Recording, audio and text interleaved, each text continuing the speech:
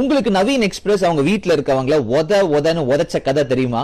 5வது படிக்கும் போது ஸ்கூல்ல கட் அடிச்சுட்டு கபடி ட்ரையல்ஸ்க்கு கூப்பிட்டாங்கன்னு போறாரு. மேட்ச்லயே 19 பாயிண்ட் எடுக்கிறார். திறமை இருக்குன்னு தெரிஞ்சிருச்சு. இப்ப இவரோட தாத்தா இவரை கூட்டு போயிட்டு ஒரு கோச் கிட்ட சேர்த்து விடுறாங்க. கோச் கையில குச்சியோட நிக்கிறாரு. குச்சியை பார்த்தோன்னே நம்மால் எஸ்கேப். இதை ரொம்ப சீக்கிரமா கண்டுபிடிச்ச அவங்க தாத்தா மறுபடியும் கூட்டு போய் நான் அடிக்க மாட்டேன்னு சொல்லி கோச் கிட்டலாம் சொல்றேன்னு சொல்லிட்டு அதுக்கப்புறம் இவரை சேர்த்து விடுறாங்க. அந்த இடத்துல இருந்து தான் நம்ம எக்ஸ்பிரஸ் பில்ட் ஆக ஆரம்பிக்குது.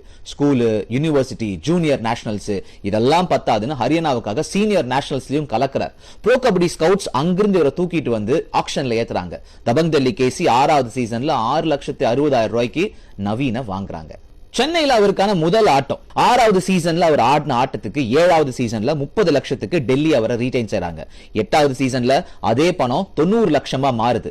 அந்த ஒரு சீசன் டெல்லி டீம் எடுத்து பார்த்தோம்னா எல்லாருமே கொஞ்சம் 30 வயசுக்கு மேல இருக்கக்கூடிய ஆட்களா இருப்பாங்க. நடுவுல நவீனுக்கு முட்டியில வேற காயம் ஏற்பட்டது. ஒரு 7-8 ஆட்டங்கள் ஆட முடியல அவர்னால. இருந்தாலும் செமி ஃபைனல் தரமா ஆடி கொடுத்து பலமான பட்னாவை தோக்கடிச்சு PKL டைட்டில நவீன் ஜெயிச்சாரு. காயத்தின் காரணமா இந்த வருஷம் நவீனோட கிரேட் எல்லாம் மாத்திருக்காங்க. ஆனா கபடி மேல அவருக்கு இருக்கிற காதல் மாறதுக்கு வாய்ப்பே இல்ல. கபடி கேன்ட் பாட ஆரம்பிச்சுட்டா மத்த எல்லா விஷயமும் அவருக்கு ஃபேட் அவுட் ஆயிடுங்க.